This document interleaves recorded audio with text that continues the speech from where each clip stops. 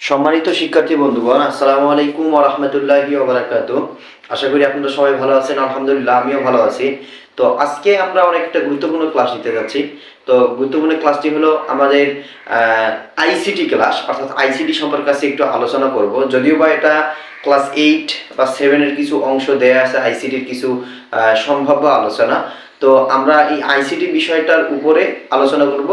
আমরা এখানে দেখতে পাচ্ছি যে আইসিটি সংখ্যা পদ্ধতি।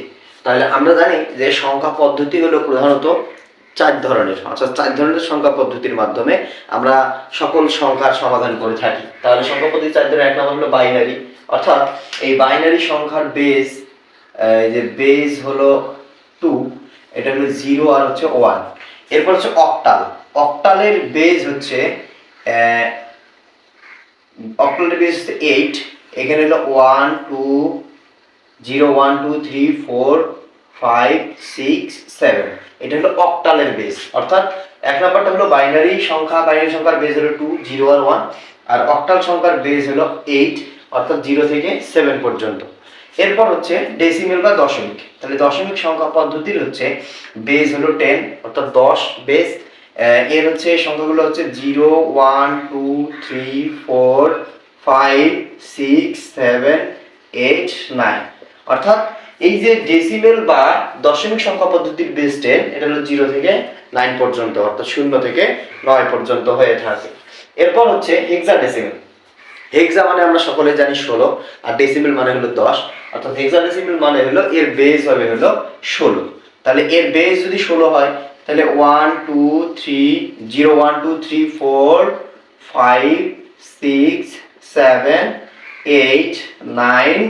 এরপর হচ্ছে A B C D E F, এই কয়টি। অর্থাৎ এই যে এ মানে হলো 10, বি মানে হলো 11, সি মানে হলো 12, ডি মানে হলো 13, ই মানে হচ্ছে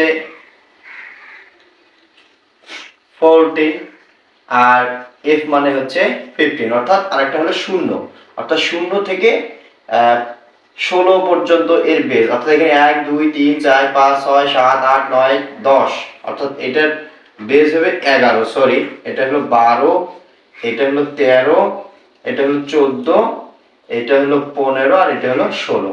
অর্থাৎ এখানে এ মানে 11, বি মানে 12, সি মানে 13, ডি মানে হলো 14, ই মানে 15, আর এফ মানে 16।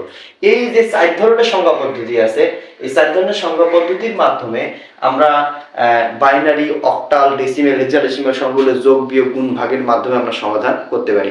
আশা করি সবাই ক্লাসটি বুঝতে পেরেছেন।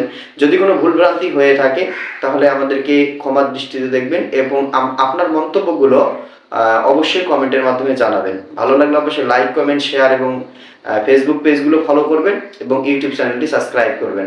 আসসালামু আলাইকুম ওয়া রাহমাতুল্লাহি ওয়া বারাকাতুহু।